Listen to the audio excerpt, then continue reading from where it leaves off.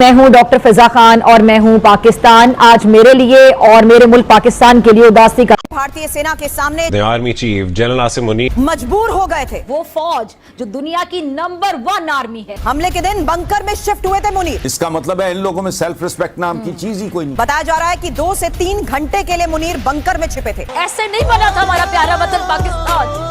एक बात बताइए, जब आपको पता था कि आपकी तरफ मिसाइल्स आ रही हैं तो आपने कुछ किया क्यों? ये बड़ी अच्छी बात कही है। जब मसाइलें आई, आपको सच बताऊं, खुदा का वास्ता हमको लगा लाइट आ गई। लेकिन फिर लगा कि नहीं, ये तो मसाइलें आ रहे सामने से। हमको लगा वीएफएक्स है जी। आज तक ने वीएफएक्स चला दिया। अच्छा, शमा रोशन हो गई पूरे गांव में, और इस रोशन शमा में बाबर अपनी बकरी के साथ पकड़ा गया। अब आया ना लाइन पे। क्या कर रहा था वो बकरी के साथ? 2 सिंगल लोग क्या करेंगे आपस में, आप बताएं।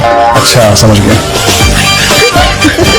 क्योंकि नाक आपकी रगड़ी जा रही है अदरवाइज ऑल्सो, इसलिए मेरा ख्याल है किसी की मदद हासिल करने में कोई हर्ज नहीं है। अपनी नाक बचाएं। और हमें ज्यादा खदशा है कि हिंदुस्तान जो है अमेरिका के ईमा पर हमारे साथ कोई ना कोई खेल खेल सकता है। उसके लिए हमें मुकम्मल तैयारी करना होगी।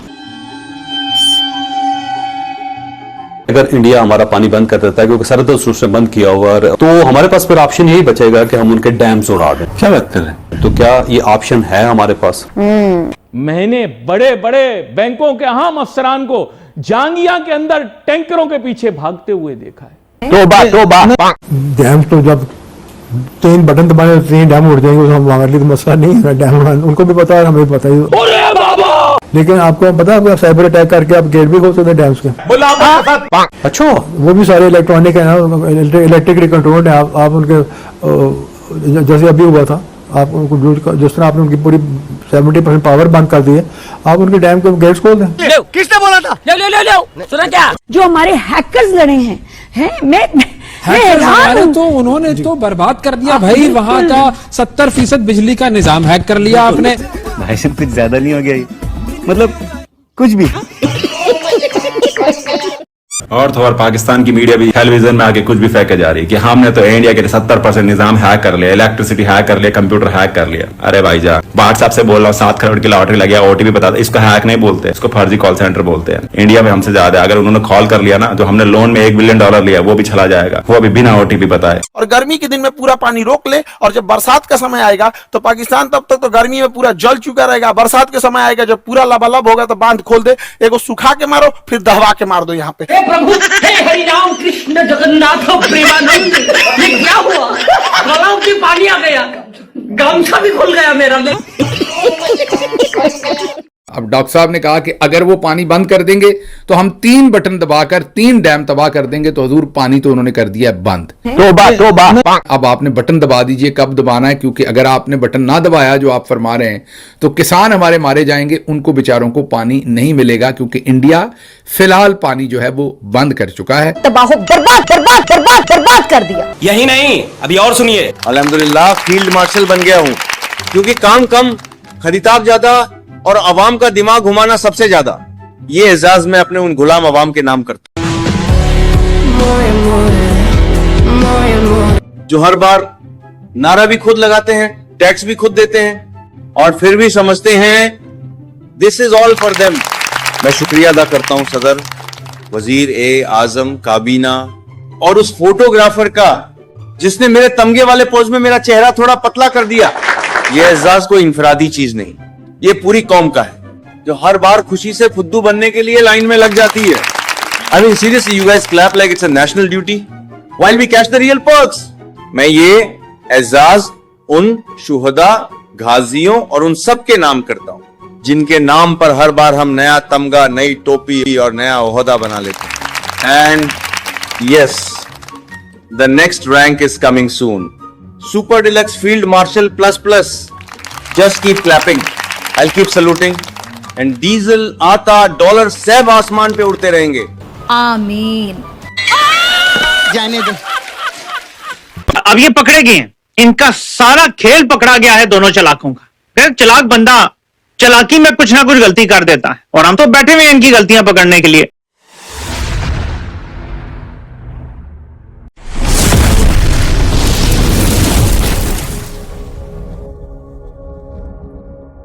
ऐसा नजारा पाकिस्तान का मेरी नजरों के सामने आ जाता है। वो क्या कि यहाँ पर 10 महीने पहले शहद और दूध की नहरें बहती थी, जहाँ पर अमेरिका को तो कर्ज पाकिस्तान देता था, सऊदी अरब तेल हमसे उधार लेता था, और कतर को गैस तो फ्री हम ही देते थे। ये बातें बताई नहीं जाती, नजर लग जाती है। और अमेरिकन जो ट्रंप है, अमेरिकन सदर ट्रंप, उसको इस्लामाबाद एयरपोर्ट पर तलाशी के लिए हम ही ने खड़ा किया था। आपने सबसे पहले घबराना नहीं। इमरान खान जी, यही समय है पाकिस्तानी कौम का घबराने का। क्यों? क्योंकि एक तरफ तो भारत ने डंडा किया हुआ है, दूसरी तरफ से IMF ने कर दिया। दोस्तों, एक तरफ ऑपरेशन सिंदूर की मार और दूसरी तरफ पाकिस्तान पर भारत का डिप्लोमेटिक प्रहार। IMF ने हमें आड़े हाथों लिया और नाक से लकीरें निकलवाई।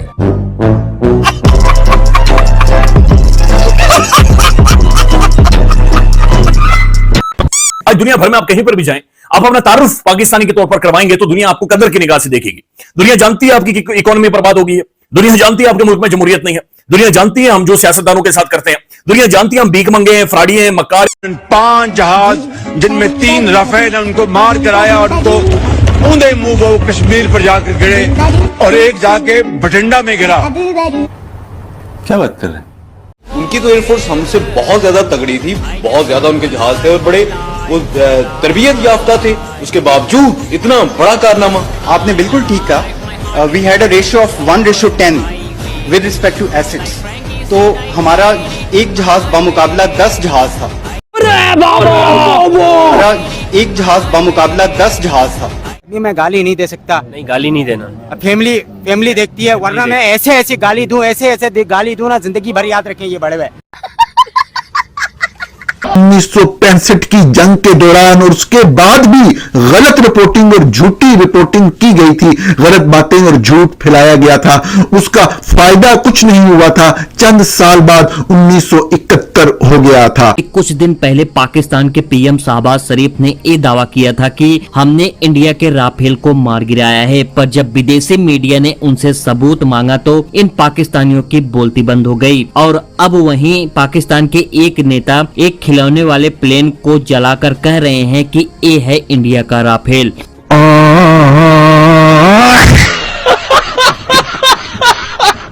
अबे साले, कल मैं सुन रहा था CNN को, हमारा डिफेंस मिनिस्टर इंटरव्यू दे रहा था, तो इस तरह के इंटरव्यू तो मैंने जब सुना तो मैं हैरान हुआ कि एक एंकर उससे पूछते हैं कि आप कह रहे हैं कि पाकिस्तान ने 5 जहाज गिराए हैं, इसका कोई प्रूफ, कोई सबूत है?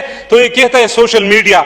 अफसोस की बात है, इस तरह का जवाब इसको देना चाहिए था। मीडिया वालों, एक काम करो, सबसे पहले तो हमारे ये किस किस्म के पॉलिटिशियंस हैं, इनके घरों में ड्रोन्स मारो, पाकिस्तानी अवाम आपको सल्यूट करेगी। पाकिस्तान सैंडविच होने वाला है दोबारा अगर ये गठजोड़ हो गया।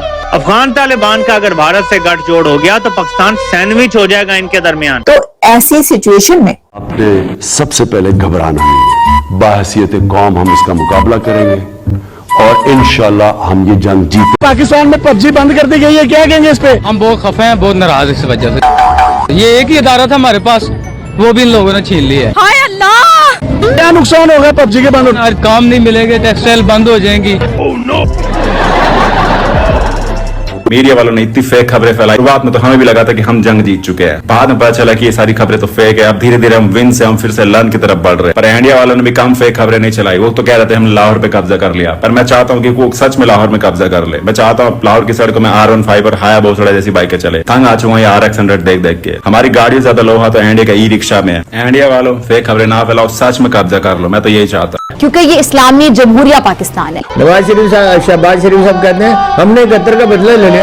71 में 56% आबादी का मशरकी पाकिस्तान अलग हो गया था और इतनी नफरत की आग भड़की। आपने इंडिया के कौन से इलाके में कब्जा कर दिया है? और वहीं पाकिस्तान के लोग ये भी दावा कर रहे हैं कि इंडिया अमेरिका के पास जाकर सीज फायर करने के लिए कहा था, पर मैं आपको बता दूं कि इसका ठीक उल्टा हुआ था। पाकिस्तान के PM शहबाज शरीफ अमेरिका जाकर डोनाल्ड ट्रंप के पैरों में गिरकर कहे, मुझे इंडिया से बचा लीजिए।